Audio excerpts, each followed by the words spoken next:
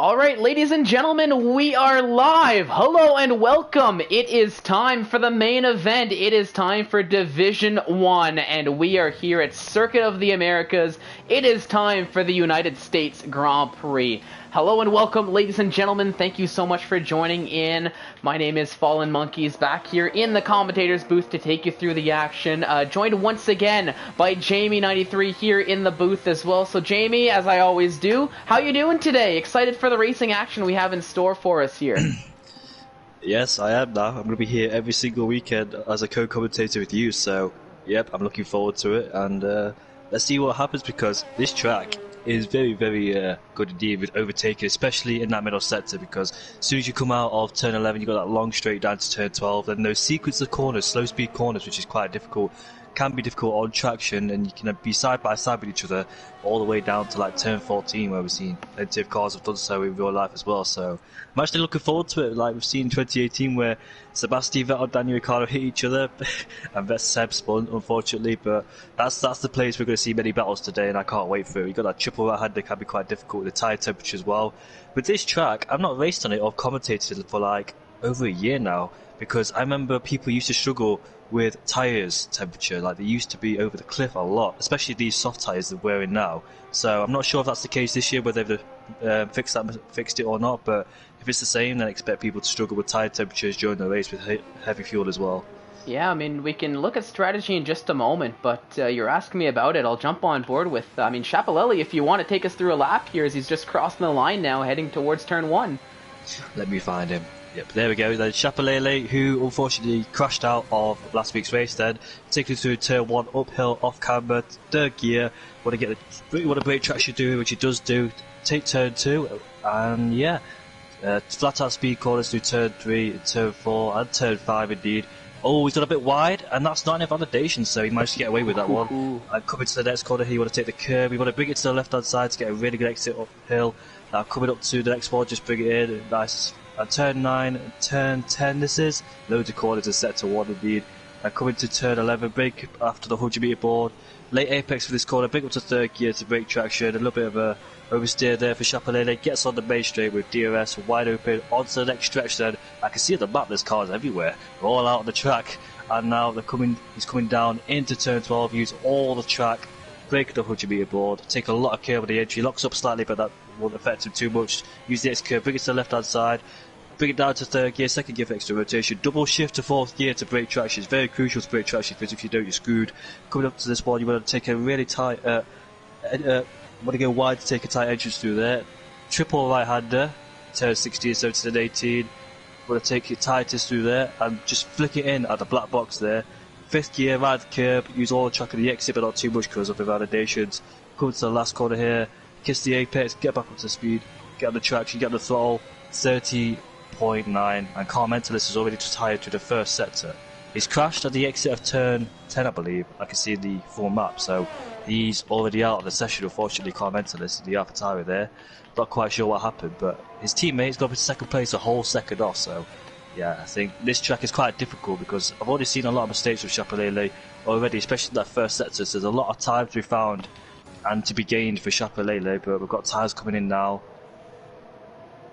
Yep, so sometimes they're starting to fall in anywhere between the 130s and the 132s. It looks like for now, the high 131s seem to be where most of the grid is finding themselves. But of course, a couple. Oh my goodness! There goes Skilla hard into the wall. Thankfully, it's just his front wing that's broken. And of all the places that could have happened, right at the entrance of the pit lane is probably the best case scenario for him. But my goodness, a bit of a moment there in qualifying, and nearly our second retirement out of this qualifying session here. But I've gone and switched over to Jer, who's running a flying lap. We're starting to see some of the times close up a little bit. Izat Kush with a 131.1, Mark with a 31.2. We know Jer is normally on the pace here. What can he do on his first? It's only a 31.8 for Jer. So really middle of the pack for the Alpine driver. I'm sure there's probably a bit more pace in that Alpine as the session plays along, given a lot of drivers like to run just a bit of a banker lap here, but not the pace we're normally used to seeing from Jer in that Alpine. Nathan JB just starting a flying lap now, so I mean I could stick with him just to watch somebody going through a lap here. But Jamie, you were mentioning strategies a little bit earlier, and I'll say after today I've gotten a little bit of experience with the different strategies that we can see. As I'm looking at the best tires, looks like here in Division 1 it's pretty straightforward. A lot of drivers looking to start on the soft tires, which I think is the ideal tire to start on, because it opens the door for either a two-stop strategy or a one-stop strategy. So when you're looking into the two-stop strategy, just a soft mediums, or even a soft mediums to soft if you would prefer. But I have seen drivers go for a one-stop strategy, try a soft tire to medium tire one-stop. Of course, like you were mentioning with the temperature, with the tire wear, it's a little bit harder to do because you do have to extend your soft tire stint to around lap 12 or really hang on to those medium tires. And in either situation, once those tires find that cliff, you're just going to lose so much time. We saw that in Division 2, or up until the safety car came out, we saw that in Division 2. We saw that in Division 4 as well, or heck, I lived that in Division 4. So I think the two-stop's going to be the way drivers go, but I expect to see some of the drivers who maybe feel like they've got enough of a gap on track or just enough raw pace to try that one stop or try something a little bit different here. Nathan up to a 31.4 though on his first lap time, up to P5. So a pretty good lap time there, but still nobody has really been able to touch that lap time set right at the beginning of the session from Chapelelli. Of course, that was just on the first round of laps, so maybe drivers will get a little bit closer on their second rounds here. Already, we're seeing a couple drivers heading out on their second out laps to see if they can improve.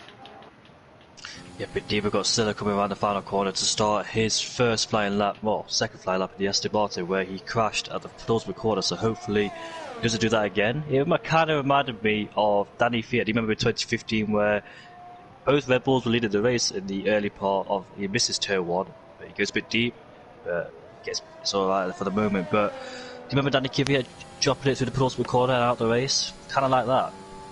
A little bit. I was sort of off and on in real life F1 in 2015. I'm a little bit of a newer fan. 2016, 2017, 2018, and forward are a little bit more of my knowledges. But it is telling me a little bit. I'm sure I've probably seen a highlight of that somewhere.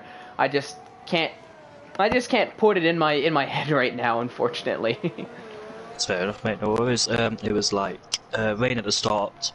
I think it was like fully dry. It was a wet qualifying and it was like a wet start of the race and they turned to dry tyres, so it was a damp race. We've got Silla there coming into turn number 12, the heavy braking zone after the DRS. Middle sector is a 102.2. Coming into turn 13 now, turn 14, lots of turns through here. Now coming into turn 16, we expect a lot of overtaking to happen. Get back on the throttle. Now coming through turn 16, 17 and 18, the triple right-hander. Nice and tight through there. Flick it in to the penultimate corner.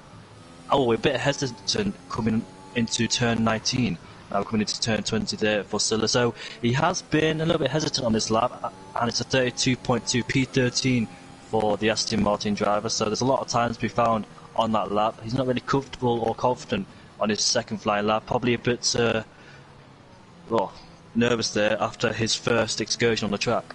Yeah, with no time on the board, I think just looking a little bit more towards the safe end of the side, or of the spectrum, I should say, not looking to risk too much without even having something on the board.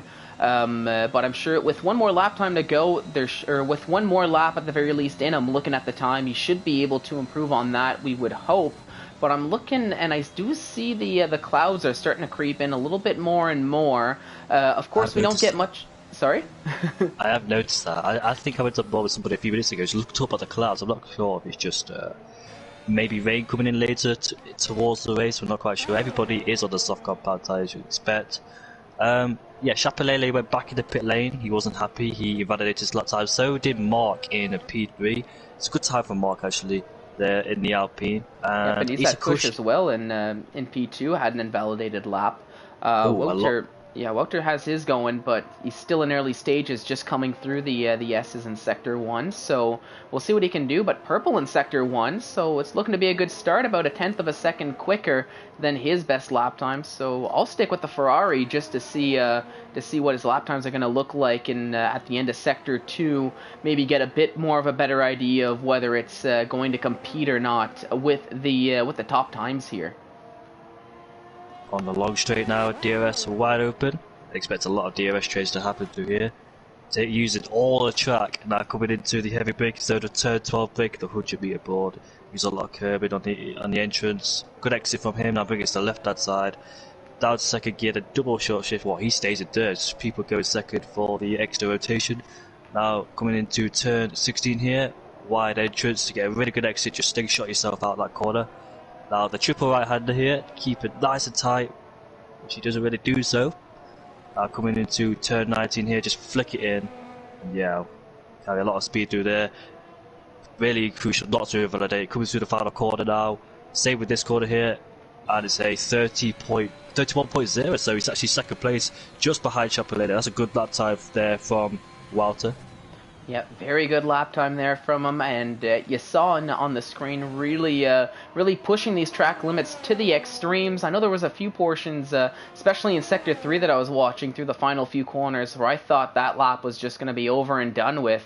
But it looks like, Wouter, a very knowledgeable driver here on the tracks that he does race. So I think he, as much as anybody else, similar to what we see with the Chapelelli, Izat, they know what they can and can't do in terms of what limits they can exceed, what limits they can't, and which one of these track limits they can really just get on the line with. And I think that is a little bit of what separates them, those drivers from the rest of the field here in terms of pure pace, just that track knowledge. I mean, of course the setup knowledge helps, but I do think those track knowledge, knowing the optimal lines to take and knowing where they can extend a little bit more than the rest, I do think that really does help them out here in this situation. I'm still monitoring the clouds. It's looking to be darker, I would think, but still no rain falling. And very crucially, other than Carmentalist, who was out very early, everybody is looking to set their lap times on the soft tires. Nobody Pole really position. going for that gamble on the mediums, as Izat Kush, takes pole position there. Only a couple hundredths of a second faster than the time set from Chapelelli, but a provisional pole nonetheless for Izat Kush, as a familiar face in the Aston Martin finds himself in provisional P1 with less than 5 minutes to go in this qualifying session here. Jesus, qualifying goes so quick, doesn't it? Like, Oh, yeah. Start qualifying now, it's only 4 minutes left. It's just unbelievable how quick these quali sessions go. And Izat Kush actually set his pole position on his second lap on the same set of softs, so that was actually a good performance there for Izat Kush. So he must have made a mistake or invalidated on that first lap. They went for a second lap on those set of softs. So 4 minutes left to go. We should have another set of softs left to go out on, and we've got a few people on the outlet, such as Ferg. Nice to see Ferg back, by the way, after a long break.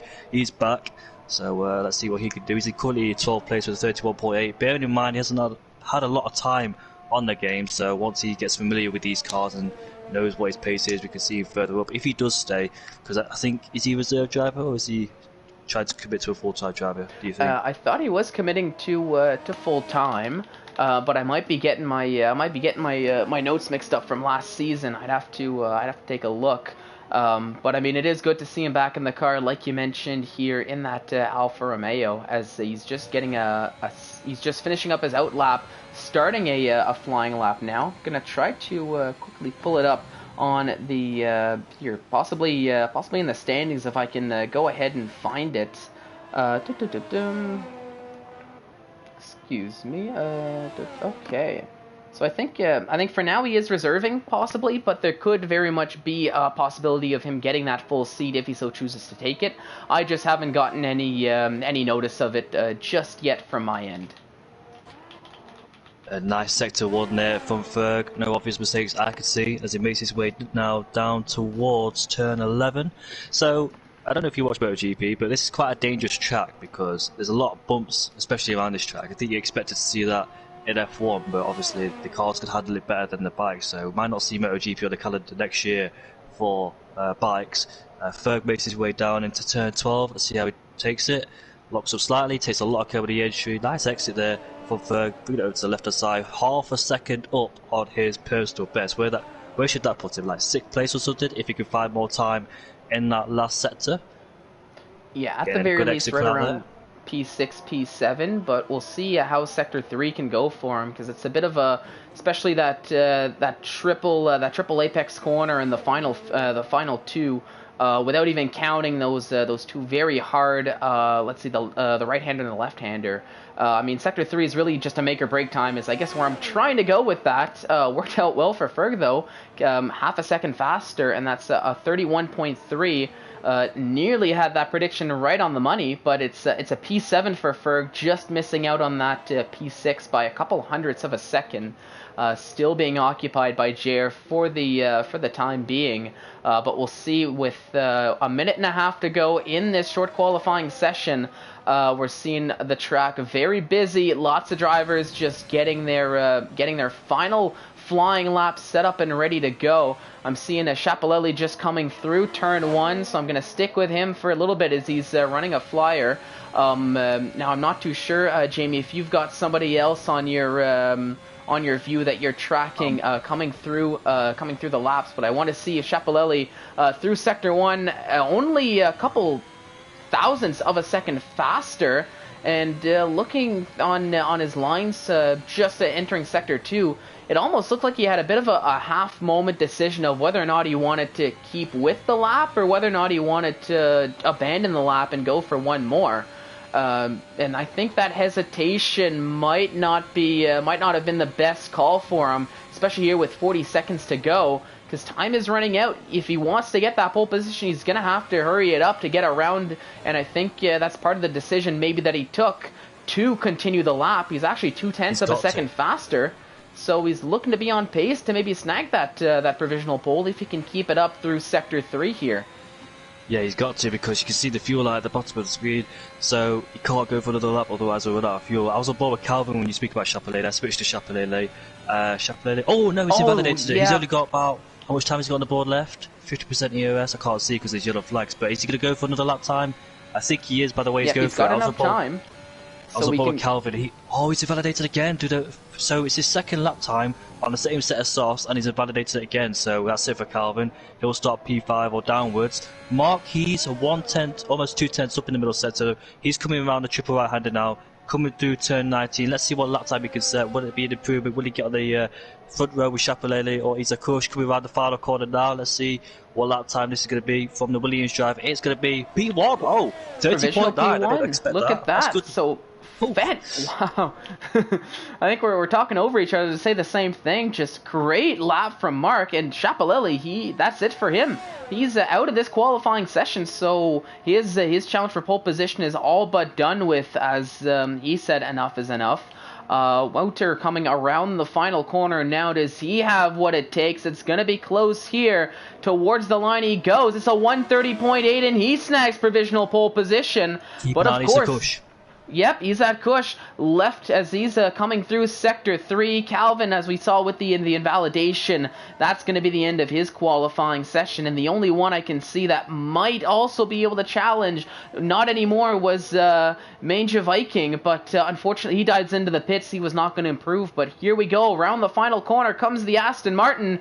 It's going to be pole position for Izat Kush. Finds the lap time when he needed it. Right at the end of the session, it's a 30.7 to snag pole position by about 1/10 of a second, and that really came down to the wire there. It did. It did indeed. Only about 10 separates the top two, and the top three as well. Top four, actually. Chapelelli first place. So, top two, championship protagonists, first and second.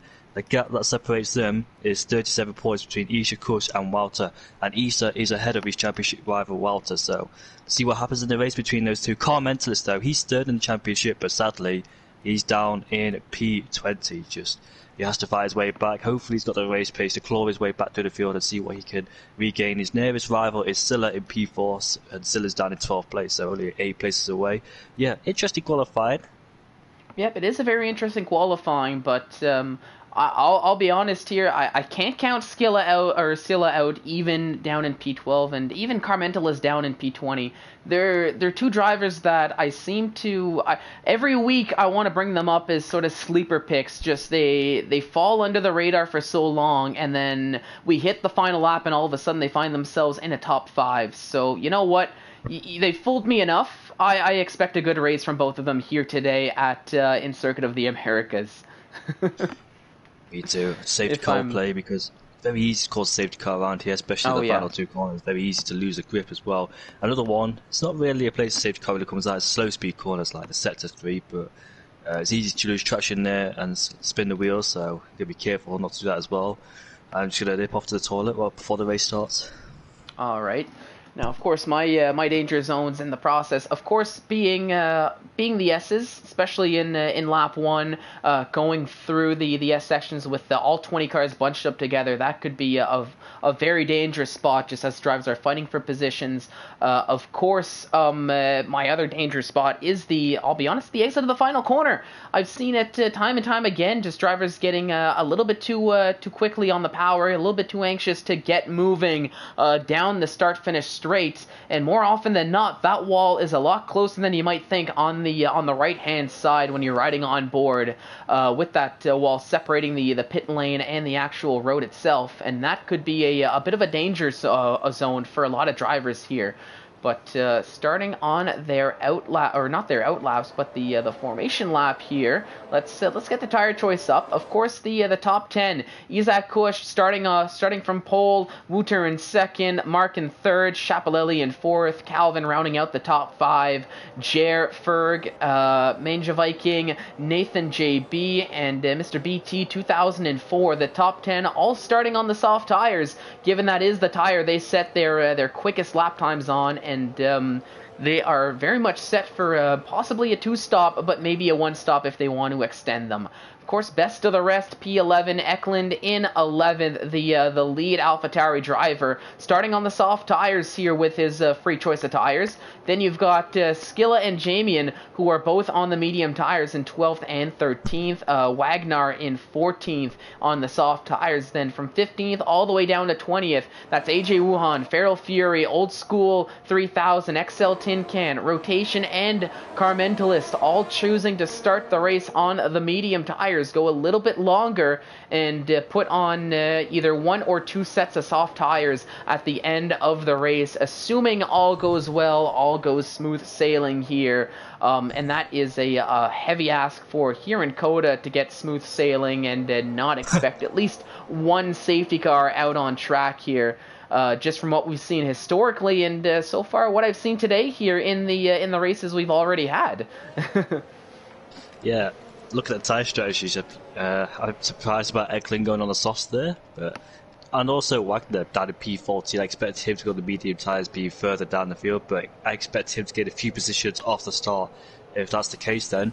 And yeah, the rest of them on the medium compound tyres. Nobody has picked the hard compound tyres in this race, as they all line up on the grid. That should be an interesting one. Can Walter get down the inside, get a better start? We've seen it in the past, like Kimi Räikkönen on Lewis Hamilton back in 2018, and other previous events as well. So can Walter go down the inside, or Isaac Kush get a better start, cover the inside line, and take the lead into the first corner?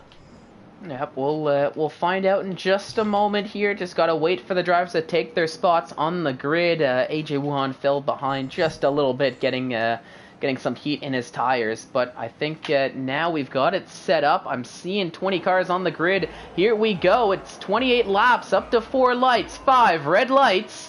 And they're very quick lights that are off, and we are racing here in Coda, as it looks to be a good start, going side by side here, letting into turn 1. Isaac Kush, you can see, trying to take that better line through turn 1, but Wouter on the inside, he gets the overtake done. Lots of drivers going wide, but Wouter in P1, Isaac Kush in second, but Chapelelli going right alongside him here for third, and he does quickly get up into second place. Isaac Kush got a very poor start here.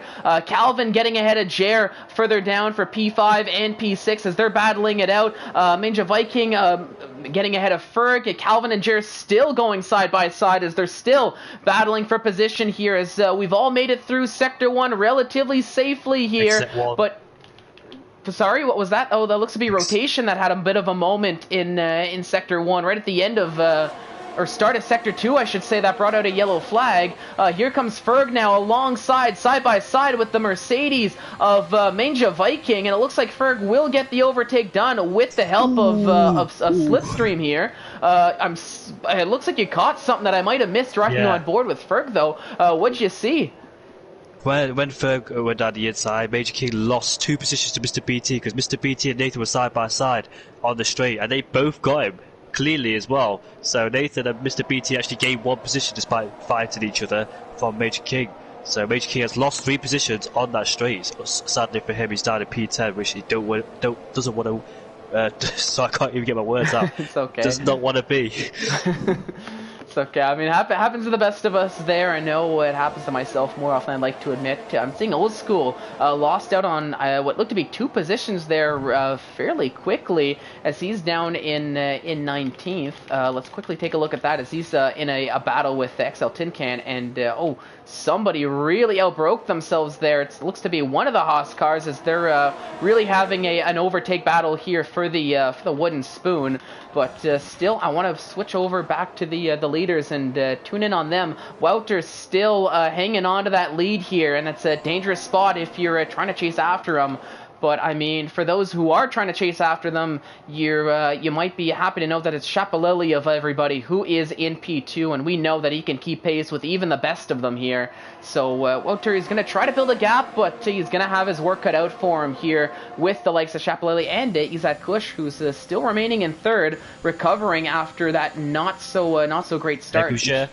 Yep, down the inside of Mark goes Jer. He gets the overtake done pretty cleanly there, going up into P4 now, as he now gets to try to close up to this field here, to this top 3 that are just over a second ahead, but I don't think it's going to be that way for too long now. I'm going to go back to the midfield pack here, as I'm seeing Manja Viking, who was very close to Nathan JB. They're all staying very close to one another here, following single file. We might be seeing a little bit of a DRS train once it does get active here, as for the most part, a lot of drivers just seem to be trying to hold position. They're going to go for the safe overtakes here, but they're not going to try to force anything here in these early stages, which could nullify or make their race worse than what they would like. So a lot of safe overtakes, a lot of safe moves here from the drivers. But I think once the DRS is active, which should be here on this lap, I think that's where we're going to start seeing a little bit more pushing,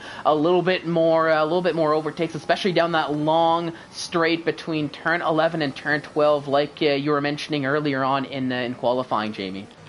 Yes, indeed. Mr. BT, the lap previously, he overtaken Ferg into turn 11. It was a really good move from Mr. BT. They were side by side coming out of it, and eventually got his man. So Mr. BT up 1 position ahead of Ferg. So let's see what happens at the front then. So Wouter breaking the slipstream ahead of Chapalele. Yeah, it's going to be 1 big DRS trade. I think Chapalele, depending how thirsty he is, will he want to go for it now, or will he want to go for it later, depending if he wants to save his DRS or not. I can see a few people go wide on the braking there. Major King went very wide, so Eckler's all over the back of him. He got put offline there. He stayed safe in P10. Let's see what's going on further behind. Nothing really. No, this little bit of overtaking with the help of DRS in the midfield and a little bit further behind, but I think that was just overtaking into turn 12.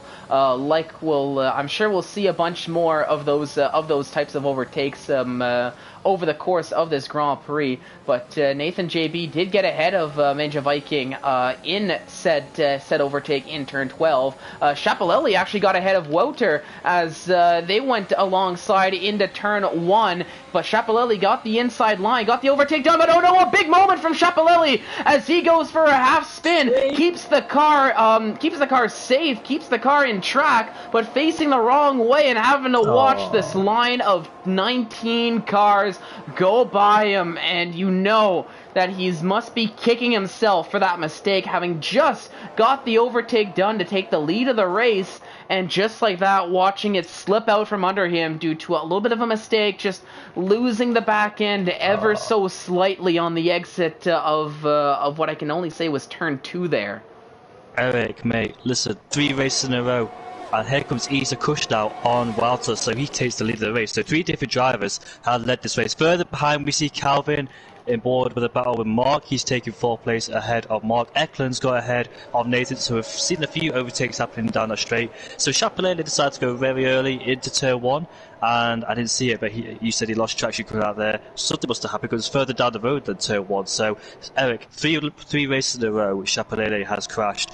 Like being at the front, it's just a shame because he's got so much potential, and that potential is just being wasted because I think he's just been a bit too impatient. I think in the race, Eric. Yeah, I mean there's so much potential there for Chapelaine. We know the pace that he has. I mean, we saw it time and time again in season 4. But I do think that that for Chapelaine there might just be a little bit of that extra, a little bit of extra time needing to learn the new game, because of course he was so quick and so used to F1 2020, and I know when this new version here in F1 2021 came out, he was one of those drivers that did have his fair share of complaints with the game in terms of the curb. Almost wanted to just drop everything the way it was, but kept at it. And it looks like he's figured out more or less the curbs, but I think they're still just finding that sweet spot of what you can and can't do with the acceleration pedal. What level of acceleration is too much versus just that sweet spot to maximize your exits. I think there still is a little bit of that to iron out, but we know the pace is there. It's just a matter of putting it together for the full race. Like we've seen from so many drivers. But hang on a minute, here comes Mark going, trying to go the long way around on Calvin as I was making that point. And Mark does get the overtake done, finds himself up into P4, but Calvin coming right back here in that Mercedes. There's a yellow flag there somewhere on the circuit. I think that's just for, yeah, that's Chapelaine there. But right now, Mark's still hanging on to P2, Calvin chasing him down, but I think the window of opportunity for now is gone. But we might see Calvin come right back at him here down the start-finish straight, especially with DRS to his aid, compared to Mark, who won't really have much of that. But it is a good exit from Mark on that corner. So it's all going to come down to the braking. Is he going to go for it? No, Calvin is going to stay behind here for at least the time being, and maybe try his luck once again on the exit of turn 11, heading down towards turn 12. Oh. Jay picked up a 3-second time penalty. He's in the DRS trade at the top 3 now. Ever since I've been co-commentating with you, he's always had a qualifying ban ever since I got here, but this time he doesn't, and he's made up 3 places from 6th to 3rd. Jay's doing a good job so far, but he's sadly picked up a penalty, and we've got a fight for top 3 here. Mark's 2.4 seconds adrift. He's got to deal with Calvin and Mr. BT, who's picked up 4 places to start. So McLaren driver, he's doing a very good job down there in P6. But Mark's got a big DRS train behind him now. We're keeping on the top 2 because I think we're going to see Walter make an overtake back for the race lead on Isa Kush. And yeah, the 2 championship rivals then swapping positions yet again. And Calvin has got it back ahead of Mark. So switching positions these drivers are. And Manu King is trying to go down the inside of Ferg. I noticed Ferg's been struggling in the opening laps, but hopefully I think he's got his form back now and back on the pace, and still fighting Calvin and Mark, but that's settled now. Calvin's got P4 for the time being, so Isa Kushted has got more ERS compared to Walter, so he's got more to play for in the Aston Martin, keeping Jay tagged along with them as we move on to lap 6. And Isa Kush, I thought he dummied me. I thought he was going to go into the pit lane there, because I've seen a few people pitted earlier on in the race. I couldn't quite tell who it was, because I was so focused on the battle for the lead. And Ferg is in the pits. Yeah, right as you were mentioning the dummy from Isat Kush, I think trying to play a little bit of mind games on the drivers behind. That was Ferg who bit, and he decided to take a pit stop there. And you were mentioning a little bit off the pace, and it looked like Manja Viking was really all over the back of him there. It seemed like it was only a matter of time before that overtake was done. But so I think Ferg deciding he's just going to get off those soft tires. They're not doing it for him. But with this early pit stop that he's taken all considered, normally we'll see drivers pit around lap 9 to lap 12, depending on what they want to be doing. So with this early pit stop, that essentially commits Ferg to a 2-stop strategy here. He's put on a set of medium tires, so I would expect him to pit maybe around lap 18 to 20 and put on a set of soft tires to go to the end of the race afterwards with his final stop. Meanwhile, though, Mark and Calvin continuing their battle once again. It seems like they're just switching positions every lap now. This time, though, it's Mark who's up into P4, Calvin down to P5, and right behind them, Ninja Viking and Mr. BT, they're in a little bit of a battle of their own, but not much of an overtaking spot are these two corners. So Ninja Viking remaining in 7th, Mr. BT gets to hang on to P6, but I think it's not the last that Mr. BT has seen of Ninja Viking here, with the start-finish straight coming up sooner rather than later. Mr. BT outbroke himself down at turn 12. That's why Viking was all over the back of him. Calvin get a bit out of shape at the last corner. So that's why they were so close when Calvin and Mark. We've got a yellow flag in that sector 3. That's a Red Bull of rotation. Rotation's not really had a good season. Is he switched over to the wheel or something? Yes. Because when I was here, he had very good pace. He was so fast, but I've just seen him down at the bottom most of the time. Car Mentalist versus Jamie into turn 1. To turn 2 we go now. Car Mentalist has got his man, and he has passed Jamie for P12, both on the medium tyres, of course. So a good move there from Car Mentalist. Tin Can, however, has picked up a 3-second time, but I expect a lot of them in this race. There's a massive DRS train behind Mark, about 1, 2, 3, 4, 5, 6, 7 cars. So from Calvin down towards AJ, big train there. Mark down towards AJ. Meanwhile, back in the front, change of position again from Isa Kush and Walter. Walter's drained a lot of his EOS, so what he has to do now is just stick behind Isa Kush and try and recover some of that battery ready to go again, because he can't afford to use it all. Meanwhile, further down, Calvin's going to go a long way around the outside. Does he get a better exit? Mark does. He has another chance down the inside, but Mark breaks later and keeps the position ahead of Calvin. Mr. BT in the background, waiting in the wings there. He's been trying to make a move, but it's quite hard with the DRS train ahead of him. So we're moving on to lap 9 now. This is when the pit stops might start to happen, with the soft tyres starting to come towards the end. Let's see who will make a pit stop, and it's going to be it's Walter. Walter's in the pit lane.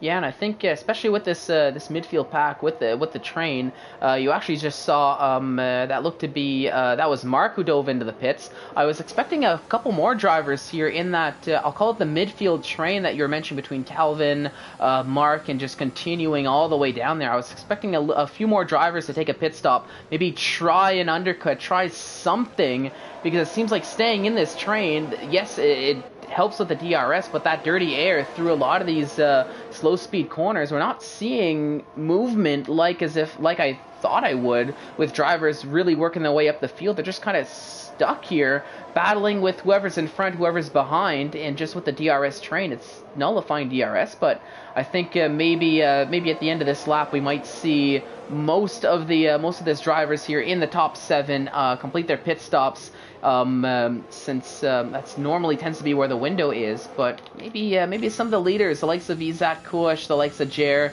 they might be willing to go a little bit longer and try for that one stop. But let's see. Mr. BT, is he going to go for the move on Calvin? Yes, he does. Goes down the inside. There's a little bit of contact there between the two drivers, but Mr. BT gets it done. And Calvin, as he's trying to get back into position, nearly running right into Ninja Viking, who saw the opportunity, and I think he wanted to go for an overtake on his teammate there. Calvin just, I don't think was expecting him to be coming with so much pace. And that was nearly catastrophic for the oh my goodness, the Mercedes team here. And there you go, top 2 pitting, and there goes top 3, top 4 taking a pit stop. But Ninja Viking, he's going to stay out for one more lap, and so will Eklund, and it seems like even Wagner, for that matter, they're going to be staying out. Yes, indeed. So Skiller then on the medium compound tyres, he will take over the lead of the race very shortly. Let's see where Walter then stops himself. He's going to rejoin ahead of Isa Kush, and the 2 ahead of him are fighting a position with Tin Can and the Old School, and the rest of the media runners are Car Mentalist and Jamie. And so it's a good gap between Walter and Isa Kush, 1.2 now, with Flower Fury holding up behind Jer, so not ideal for Jer because he has to get past Flower Fury on the track. Isa Kush has picked up a 3-second time penalty, so that's going to make it even more difficult to try and win this race now. Jay is all over the back of Flower Fury. He's desperately wanted to get past the Irishman. Look at that, they're so close together, these top guys here, especially the medium runners now catching up to the soft runners. Who are going to see an overtake? I think Skiller might try it because Wagner is derated down the straight, so he might send it down the inside into turn 12. No, he doesn't. Wagner keeps the place ahead of Skiller, so he breaks later today, confident on the brakes, especially on those softs. And there goes Jay on Valfiore, so crucial move for him to get past him straight away, not get hold up by the Irishman, and try and catch the back of Jay, Issa Kush and the rest of them. Walter's caught up to Old School and Tin Can, so the more he'll get hold up, might see a Portimao situation here. In fact, sorry, that's a different race, that's a different league, sorry. I was going to say they were stuck in traffic, but that was a different league race. Apologies for that. Walter then behind Old School, and top two are pitting. Yeah, so the top two are pitting, and it looks like Wagner is going to be staying out for one more lap. So Wagner looking more and more like he might just want to be, he might just want to flirt with that one-stop strategy here. Here comes Wouter now, or he thought about going down the inside. A little later on the braking is the Ferrari driver, and he does get ahead of Old School. And very crucially, Izat Kush is not able to follow along. So Wouter very crucially putting a car ahead of him, putting a car between himself and Izat Kush. And you can see through the S's, that's where the pace difference really finds themselves. You can see Izat Kush has a lot of pace through these S's, but really having to lift up, having to slow down to not just run into the back of Old School. But I think now that we're through into turn 11, heading down towards turn 12, I think Old School, it's going to be a matter of when, not if, this overtake does happen. But as far as Izat Kush is concerned, the damage itself has already been done, as that was a lot of time lost over the course of one sector there. But very crucially, though, now Wouter is still stuck behind the likes of Tin Can, a couple of these other drivers that are still on their medium tires that they started the race on.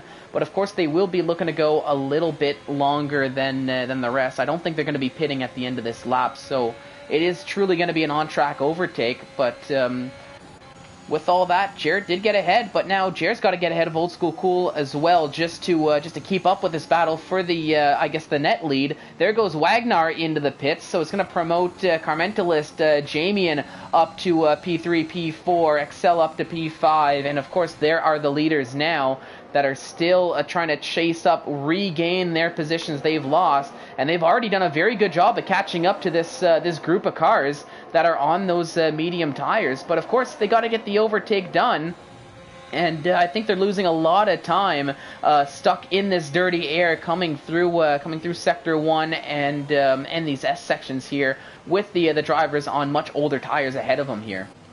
Yep, especially with Walter, because Walter has drained a lot of his EOS, so he'll be derated down that straight. And also with Issa Kush with more EOS, as Walter goes down the inside of Tin Can into turn 11. Not a place you expect to overtake him, but still, old mediums versus old mediums versus new mediums. Tin Can goes back on Walter, so he's not holding back, and obviously he's got DMS behind Jabian. Jabian goes down the inside of Car Mentalist into turn 12. Tin Can stays crucially ahead of Walter, the side-by-side Jabian, and Jabian breaks later on the brakes, and he's up into third place.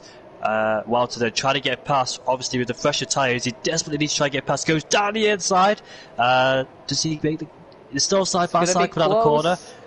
He's not made it. No, he didn't. He got forced out just a little bit, it seemed. Just couldn't get the traction on that outside line compared to Tin Can. So I mean, Tin Can doing a great job trying to defend. Are we going to see? I think Wouter thought about going down the inside of the final corner, but thought better of it. Not much of an overtaking spot, especially with DRS to help out. We've seen Wouter late on the brakes before in this corner, but just could not close up enough of a gap. But now, very crucially here for Wouter, he's going to have to really pick his moments here. So we've got a yellow flag. That's Nathan JB out of this Grand Prix.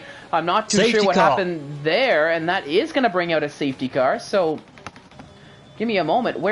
There's Nathan JB. That's into turn 1.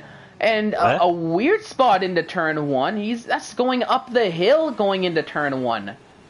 I can't see that, man. I think there's no more cars coming to... No, the only one would have been Ferg, but it's too little too late, as Ferg is going to take the opportunity to go for a pit stop here.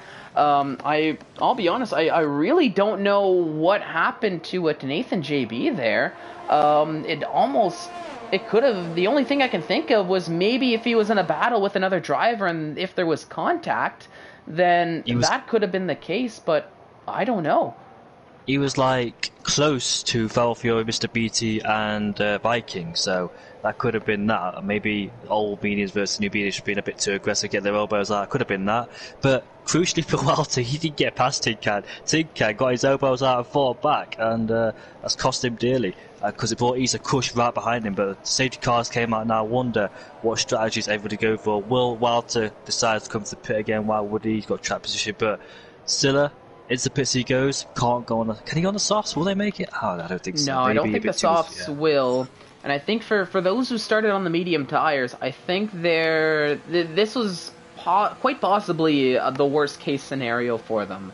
I mean, yeah, you get your pit stop under the safety car, but if you're on the mediums, you might have been hoping for this safety car to come out a couple laps later than what it did, because we're only on lap 14 out of 28, so they essentially ran half the race on those medium tires, and to expect to take the soft tires that'll fall off after 8 to 9 laps to take them 14, that's asking a lot of your tires, and that's asking a lot of yourself as a driver to manage those tires and still have pace at the end of the race. I'm sure you can take the soft tires to the end, but you're not going to be quick.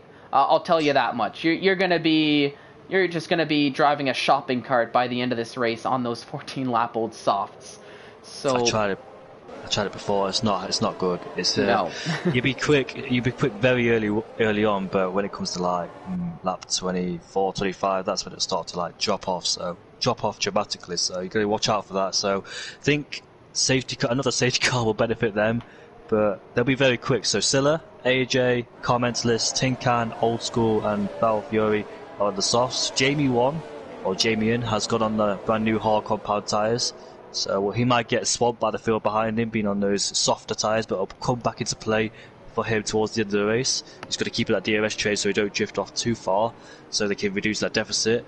So Walter there in the top 6, how it was at the beginning of the race, Eklund down there in P8, he hasn't gone really well for him in P8 because he's got Silla on the soft tyres and AJ on the soft, so he'll be vulnerable to them after the safety car. But this gives a chance for Walter now to regain his ERS, charge up that battery, and go again, because he was really, really low and struggling to pass Tin Can, wasn't he? Yeah, and very, very crucially too, he gets to decide when the field goes. So he has that advantage that once the safety car does come in, Wouter becomes the de facto safety car, so he can make that choice of when he wants to go to try to make it best for him. He's at Kush doing what he loves to do here and trying to fake out a pit stop here. Nobody really biting on that, it seemed, unfortunately for him. But yeah, I mean, like you were mentioning, the top 3, well, essentially the top 6, we're right back to where we started here, with Skilla on the soft tires, who might be looking to make a little bit of moves here on the restart, being on that that tire that has a little bit more pace early on. Maybe challenge Mr. BT Calvin, see if he can maybe try to close himself up a little bit closer to his teammate. Because I know, of course, when the two Aston Martins are driving close together, that seems to be when they're at their best, when they can implement a little bit of that team game, whether it's purposefully or just accidentally, without the need for any communication between the two of them. They do seem to drive a lot better when they do have that team game into effect, and I think that might be what Skilla's hoping for here with that set of soft tires. Just get a couple overtakes done, get closer to Izat, and get that working out for him. It didn't work well for him in Bahrain because he had a punch towards the end. Hopefully he doesn't get another one. But I don't know if you saw, the Tin Can pitted for a brand new set of mediums. It wasn't a full wing change, so he wanted to go with a brand new set of mediums. He didn't want to take those softs to the end, so I think he knows that the soft tyres won't make it to the end. So he's got on the mediums, hoping for those soft runners to wear out and gain some points from there. So good thinking from Tin Can. Lost a few positions, but he'll get them back towards the end as soon as the soft tyres will start to burn out.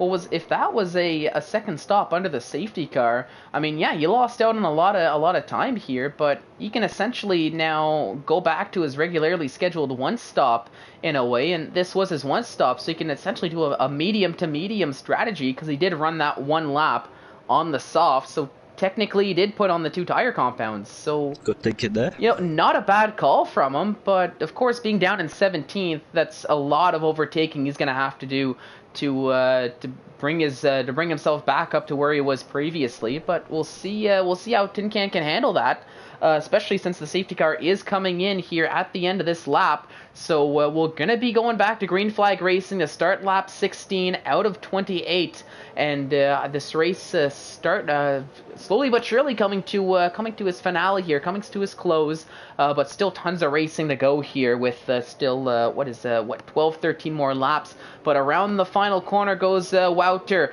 as he's going a little bit slow, but now he's going to put on the power as it looks to be a decent start from everybody. Nobody really getting phased by the restart going into turn 1, and with that, not much action going into turn 1 here. Other than going down the inside. Yeah, Carmentelis and Wagner going alongside one another, and that looks to be, I think Carmentelis did get the overtake done relatively easily here with that fresh set of soft tires, with Wagner putting a lot of pressure, though, in the process.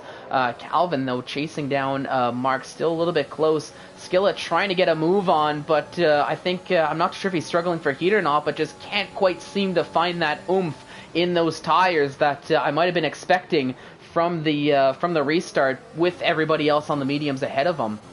Gets a bad exit though coming out of turn 11. He's got Calvin all over the back of him. He just didn't seem to pick up the power as soon as he got out the exit. And here comes Calvin now, side by side. These two have been fighting all race long. And around the outside now goes Calvin. Can he get the move stick? They go side by side, go out the corner. Calvin gets a better exit, and he has the inside line for the next corner. Wilmot try and do a switchback underneath him. Coming to the next few corners now.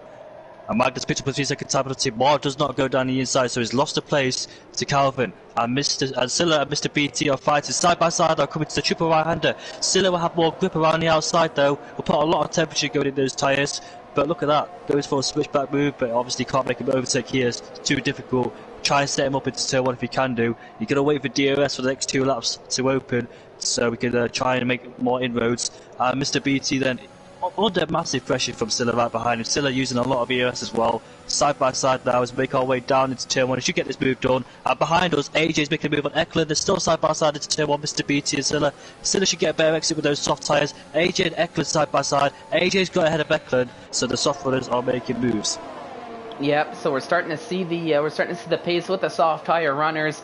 I mean, earlier Mr. BT went a little bit late into let's see, that was, I believe it was turn 14 or 15, I think, went very deep into the braking, nearly lost out in that position much earlier on. He's lost it. But now has a bit of a moment as AJ Wuhan gets ahead, and now alongside now is Eklund, and you can see Carmentalist lurking. He wants to get ahead too, just follow in the footsteps of his teammate, and this could be very beneficial. But Eklund switches back in, trying to get the toe from AJ. Now kicks out, helps his teammate out a little bit as they're alongside, and nearly 3 wide there as Mr. BT still trying to get ahead. Eklund kind of losing out on that just a little bit as they're still side by side here, but Carmentalist got ahead on the softs. And I mean, Eklund, as he was trying to help out his teammate get the overtake done too, just ended up not in the ideal positioning going into that corner, and kind of lost out a little bit more than he might have been hoping for, having gotten the overtake done initially, heading down the DRS straight. Oh, Jamie and Valvio made contact to the penultimate corner, almost spun the car, but he saved it, and there goes Jamie. Viking down the inside of Jamie into the last corner. Yeah, that last lap there was a bit hectic there, because we see people go 3 wide into turn 12. Carmentalist picked up a time penalty for corner cutting, sadly for him.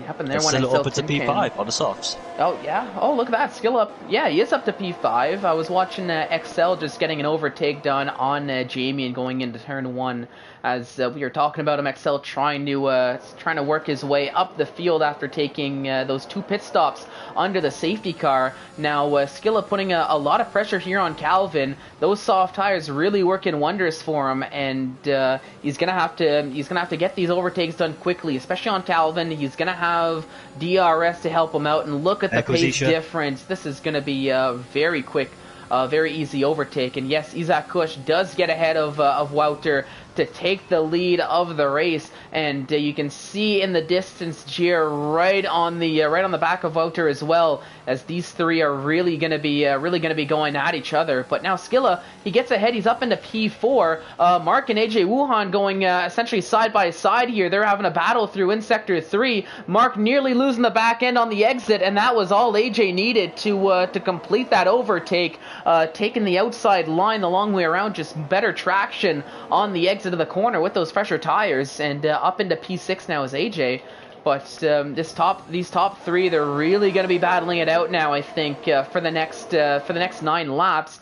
And like I was saying, Skilla had to get a couple overtakes done, and he finds himself now in a great spot here to maybe give a little bit of support for his teammate, just to try to keep to maybe keep Jer and Wouter looking in their rear view mirrors rather than focus on the driver ahead, who's currently in the lead of this race. Yep, comments has made a move on Mark into turn 1, so the media runners are losing out a lot because AJ is now behind Calvin, and Silla is in the DRS train of Jer, Wouter, and Isakush. Silla and Wouter having no penalties, but one more warning for Wouter. He's going to get a penalty. He's on 2 warnings so far, so he has to be very careful. He's got the advantage in terms of no penalties. Let's see if he can keep that throughout the whole race. It's going to be very difficult with 1 warning left. He'll be under more pressure as well. And he's getting very close as AJ has overtaken Calvin for P5. And Carmentalist is going to go for it too. Is he going to try to get both? No, he's only going to get one, but he does very quickly, very swiftly make the overtake on Calvin. It does Carmentalist, as he just followed in the footsteps of the Ferrari of AJ Wuhan, just using his toe to his advantage and making quick work of that. So back again with those soft tire runners, just really starting to make some moves here, work their way up the field.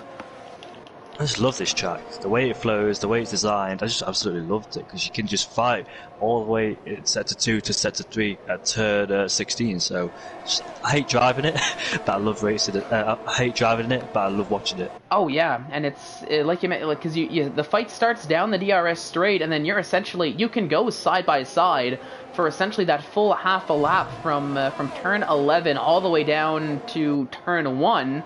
And of course, if you're even daring, you can keep that going through the S's. But I mean, that's a little bit of a tall order to ask even the best of drivers, which is why we're probably not seeing too much of that even here in Division 1. But the overtakes have been aplenty, the battles have been aplenty, and I mean, the best part of it all, it's been a clean race here. Other than, I guess I'll say the one incident with Nathan JB that, to me, has more question marks than answers on it, just not being able to see the incident. Drivers showing a lot of respect, keeping things clean, but still leaving everything on track. And is Skilla going to maybe go for an overtake on Jer? Jer defending down the inside, so Skilla's going to have to go the long way around. He's got the tires, gets forced out from Jer there just a little bit. I don't think there was anything wrong with that. The car was never truly alongside on the exit, in my opinion there, looking at that quickly. But Jer hanging on to P3, but Skilla putting a lot of pressure here on this top 3 to try to make a couple moves here with that remaining tire life that he has. But I think Skilla might be pitting in the next couple laps here just to put on a second set of soft tires to go to the end of the race. I agree with you there, Eric. And with Skilla, he went 18 laps with a set of softs before it blew up. He might not pit, but he might stay out and do that exact same thing. Just probably help his teammate in the process, because his teammate in first place there, he needs to put a lot of pressure on these guys so he can break their momentum to try and help his teammate in first place. We've got a big DRS train now performing with Carmentalist down there from P6, P20 to P6 Carmentalist, so he's doing a good job so far. But with those soft tyres will potentially wear out the end. So he's got to watch out for that, because once that happens, we'll have Calvin, Mark, Eklund and Mr. BT back on his tail. And we'll make our way down into turn 11 now. DRS will be enabled again. Walter will be behind Isakush. What does Walter do in this situation? One more warning left. He's behind Isakush. He's obviously got that 3-second buffer with 6/10 of gap. What do you do as a driver? Do you just go for it? Like, do you be careful in the first sector? Just go for it in this part of the track here? Not take too many risks? I mean, yeah, I think you gotta, because of course you can't be driving safe. I mean, I'm gonna bring out. It might just fly over the head for a couple of the European watchers, but you can't be playing just prevent defense in terms of just playing not to lose. You gotta go to win, and if it means possibly making that mistake, I mean, it's a part of racing. But when you start trying to play, when you start trying to drive to not lose a position, generally you're gonna end up being slower. You're gonna end up making those mistakes either way. So I think you still need to be aggressive, but need to be mindful of maybe not extending too much. Just really sort of what I always like to say, and I think what you were mentioning as well, just pick your opportunities well, and just don't try to force something that isn't there and possibly make a bigger thing or make things worse for you than what they already are. Yeah, I can agree with that one. Like Martin Buddle said, opinions are like noses. Everybody has one, and it's right or wrong. It's your opinion at the end of the day. If I was in Walter's situation and I'm fighting for a championship, I think I'd be a little bit of a wimp and just stay behind. Probably still fight down in turn 12, but in the first sector I'll take it really, really cautiously, because I don't want to pick up a penalty at all. It's not just the first sector, by the way. You can do it at the final 2 corners or down at turn 12. Talk about turn 12. Here's Isha Kush and Walter there. Walter has massive overspeed. Down the inside he goes into turn 12. We're going to go side by side now. Who gets the best of exits? It will be Isha Kush around the outside, and he keeps his position. Look at Jay looking interested in there. Oh yeah, so he does. Yeah, so I got a little mixed up there. Misseeing the colors. That was Jer, who I thought was just about to go for the move there, and he had a good view. It's just Walter just was able to find the traction, was able to find the speed and hang on to that P2. It's like cars, isn't it? Like red, blue, and green. Yeah. Yeah, I think it's that Alpine that's really screwing me over a little bit there. But you can see Skill is still hanging on, and he's staying out here. He's on late lap old softs. So I think the more we're continuing onwards, and he's still keeping up with the top 3. Actually thinking of making a move down the inside there of Jer. Didn't quite work out, but I mean, the fact that Skilla can keep up, and the fact that he's still got pace here, I think, I might have to switch my thoughts here, go a little bit more towards Skilla staying out on these soft tires and try to bring him to the end and hope that they don't explode this time around compared to last week in Bahrain. Well, his nearest championship rival is Car Mentalist, so if Skilla's tyres get exploded, so is Car Mentalist. They both want to save set of tyres anyway, so something happens to Skilla, it must happen to like people like AJ, Car Mentalist, Old School and Val Fury. So we come on to straight yet again. Skilla tried it down into turn 1, but wasn't close enough. Jay had the racing line, and here he goes again. Both derated on the straight. Skilla this time will try it around the outside as they come into turn 12. Both braking late there. Yeah, Jay braking more later and ahead of Skilla. So good move there, good defence move there from Jay. Stayed in P3, really did a good job to cope under pressure. And Mark and Calvin, they've been fighting throughout the whole race now. Calvin going around the outside, which has the inside line for the next corner. And if he doesn't brake late, he should keep it unless Marks gets a better exit. He gets a better exit, but will he try and go side by side coming into these triple 3 corners? No, he won't. So Calvin stays ahead. Yeah, but this is still a really good battle between these two drivers. That every lap it seems they're just going at each other. They're leaving everything on the track. It looks like Wagner had a little bit of a moment through that. Here comes Skiller, mate. Here comes Skiller. Oh, contact's been made in the process. Down the inside he goes. It's turn 1. Does he outbrake himself? No, but Jay goes for a switch back on him. But making contact again, you can see the wheel. Oh, Jay almost lost it through traction there, and he kept it. So the rear tyres were just going for Jay as he tried to fight Skiller around the outside. So Skiller has finally got his mind despite having contact. I don't think any front wing damage, maybe side pod damage. I don't know how hard they touched there, but Jay's under pressure now from AJ and Car Mentalist. Car Mentalist all over the back of AJ. Yeah, and that might be key for Jer if Carmentalist wants to focus on fighting AJ more than trying to look at the bigger picture. That could be a key for Jer in order to keep these drivers behind.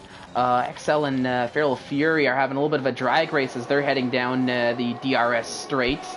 And it looks like There goes AJ. XL is still ahead. AJ going after. It looks like that is the case as they're him and Carmentalist alongside with one another. And it looks like Jer wants to go after Skilla once again. So riding on board with AJ, Carmentalist does get ahead. I'll switch over to Carmentalist here just so we can get a better view of the Jer and Skilla battle. As Jer does he finds himself up into P3. Back into the podium position goes Jer as Skilla down in 4th. But doing a good job of hanging on, and very crucially, Jer's got some penalties to his name. Skilla does not here, as we're approaching the start of lap 25 out of 28, and these penalties are going to start. They're going to start to affect things a little bit. Isaac Kush, 6 seconds of time penalties here. Wouter has none, but with those 2 warnings. Jer 3 seconds, Skilla with none, and Carmentalist with 6 seconds behind him. So really, still a lot to play for, and lots of shakeups here between now and the end of the race. I would think with these penalties on the board here for so many drivers. Well, Aston Martin will drop out the podium, or the other will get it. So probably second place for Silla there after a good recovery drive. Rotation has retired lap 25, so I don't think the safety car should come. Oh, well. Sorry. And about that, safety car is going to come out for the incident from rotation, and I mean, I think it's going to be a very quick safety car. I think it's probably just going to run 1 lap and then come in at the end of lap 26. But it's a safety car nonetheless. A little unfortunate. I was hoping they were able to get that car rotation out of the way soon enough, but not quite the case. But I mean, at least we get a little bit of a breather to take in essentially what's happened and how things are going to play out here in what's going to be a green-white checkered flag finish, a 2-lap sprint to the end of the Grand Prix. These races and qualifying goes way too quick. Like, qualifying went so quick. We're already on lap 25, Eric. Come on, like. These battles have been insane on track. Very clean, very brave as well. Later on the breaks with each other. No proper contact's been made. I don't know what happened to Nathan. Hopefully he's alright. I thought Still would go in the pits there. There's no way I thought he'd go in the pits. But this hurts Isha, of course, because lap 26 now, the safety car will come on at lap 27. With a 6-second time penalty, he's going to drop so far behind with the pack bunched together. So is Carmentalist and Jer. Not too much though. Let's have a look at the penalties. I don't really know what the penalties. Oh, Carmentalist will drop down as well. Mr. BT will drop down. XL10 can drop down. Calvin with 15 seconds happens. I didn't even know he had that much there. It didn't even pop on the screen due to the amount of penalties he have. But Issa Kush, where will he drop down to? Probably, I don't know. We'll have to look at the finish line, but it's definitely outside the podium for sure. There's no way he can finish on the podium now. So, no, unless they cars over him. That's the thing, unless he's able to just really build a gap. Both, I mean, Isaac Kush and Carmentalist here, just looking at the top 5. Unless they can really get a gap built, even Jer for that matter, they might just end up a little unlucky here in getting the short end of the stick, falling off of the podium. But of course, for drivers like Wouter, like Skilla, who have kept it clean, as now Calvin taking a penalty, that brings his total up to 18 seconds. Oh my goodness, that's a lot of penalties to be added onto the time for Calvin there. But for those Skilla, so you continue. Yeah, no, sorry, I was just saying with Wouter, Skilla, even let's say like AJ and Mark, who have kept it clean here, they can just keep it clean, then all they've got to do really is just stick with this lead pack, and they might be able to find themselves in a maybe a bit of an unexpected finishing position here, because like we were saying, Isaac Kush, 6 seconds, he's going to have his work cut out for him. Carmentalist with 6 seconds, he's going to have his work cut out for him.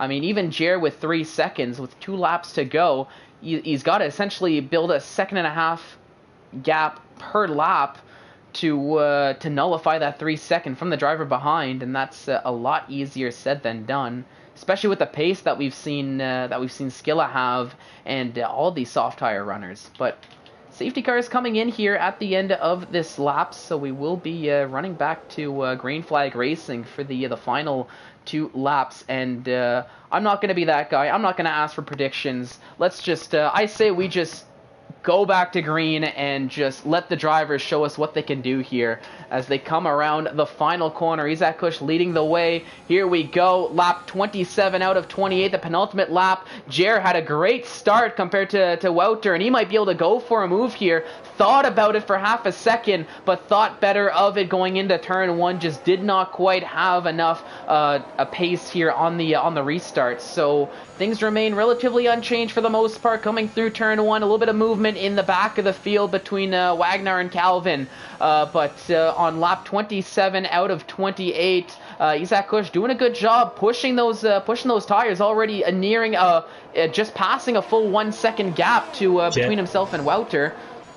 And Jay made a mistake. Going out turn 9.